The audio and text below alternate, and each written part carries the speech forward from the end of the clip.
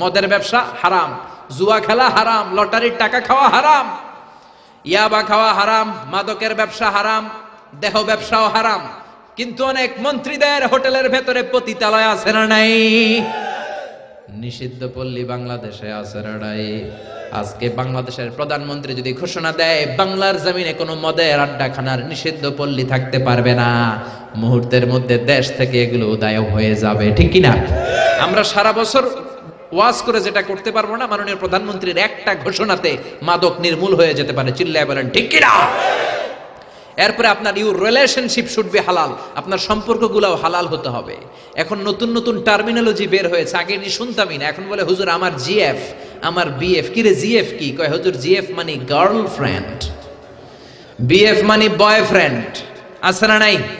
আবার কয় আমার এক্স গার্লফ্রেন্ড, হুজুর আমার ব্রেকআপ হয়েছে। আবার কয় হুজুর ক্রাশ খাইছে, ক্রাশ, আছে না নাই? ওই যে পোলাপান হাসে, মুরব্বীরা বুঝে নাই। আহা, এগুলো করা যাবে? এই জন্য আপনার যে সম্পর্কটা, প্রেম করতে মনে চায়, বিয়ে করার পরে বউর সাথে প্রেম করবা, সব আছে না নাই? আপনি আপনার হাতটা বিবির হাতের সাথে মিলালে 2 হাতের সগীরা গুনাহ মাফ করে দেয় কে?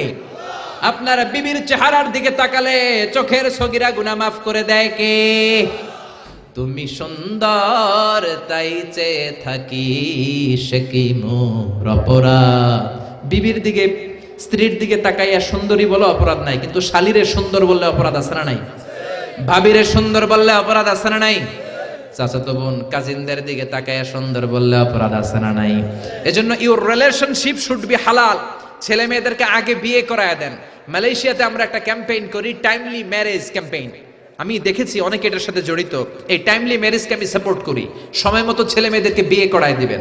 আপনি ছেলে মেয়েদেরকে সময় মতো বিয়ে না করানোর কারণে এই মেয়ের দ্বারা, ছেলের দ্বারা যত গুনাহ হবে তার পার্সেন্টেজ গুনাহ আপনার আমলনামাতেও আছে না নাই? এজন্য ইসলাম বলে ইউর রিলেশনশিপ শুড বি হালাল। তোমার সম্পর্কটা হতে হবে হালাল সম্পর্ক। বিবাহ বহির্ভূত ইল্লিগাল ম্যারেজ সিস্টেমে কোনো সম্পর্ক ইসলামে জায়েজ নাই, হারাম। চিল্লা এখন ঠিক কিনা? এরপর ইসলাম বলে ইউর এন্টারটেইনমেন্ট শুড বি হালাল। আপনি যে বিনোদন নেবেন, ইসলাম বিনোদনেও বাধা দেয় না, তবে আপনার বিনোদনটা সুস্থ বিনোদন হতে হবে, আপনার বিনোদনটা হালাল বিনোদন হতে হবে। এখন টেলিভিশনের মধ্যে মেয়েদের রেসলিং খেলা আছে না নাই? কোন মুসলমান মেয়েদের রেসলিং খেলা দেখতে পারে নাকি? আবার ক্রিকেট খেলার মাঝখানে ছক্কা মারলে চিয়ার গার্লসরা দুম্মা চলে দুম বলে নাচানাচি শুরু করে, আছে না নাই? যেই খেলার মাঝখানে ছক্কা মারলে উলঙ্গ মেয়েরা নাচে, ওই খেলাও মুসলমানরা দেখতে পারে না। চিল্লা এখন ঠিক কিনা? এই জন্য আমাদের কালচার হবে ইউনিক। হারাম কোন ধরনের বিনোদন মুসলমান গ্রহণ করতে পারে না, মুসলমান গ্রহণ করবে হালাল বিনোদন। তার মানে ইউর ফুড শুড বি হালাল, ইউর ড্রিঙ্কস শুড বি হালাল, ইউর ইনকাম শুড বি হালাল, ইউর রিলেশনশিপ শুড বি হালাল, ইউর এন্টারটেইনমেন্ট, আপনার বিনোদন শুড বি হালাল। আমাদের পুরো জীবনের অঙ্গনটারে হালাল দিয়ে সাজাইতে হবে। রাজি আছে মুসলমান? কে কে রাজি? তো হাত উঁচু করে আমরা আল্লাহর দেখাই। আল্লাহ আমাদের হাতগুলোকে তুমি কবুল করে নাও, হারাম থেকে আমাদেরকে বাঁচাও, আমরা যেন হালাল খেয়ে মুস্তাজাবুদ দাওয়া হতে পারে, তুমি কবুল করে নাও। আল্লাহ আমাদের সবাইকে কথাগুলো বুঝার ও আমল করার তৌফিক দান করো।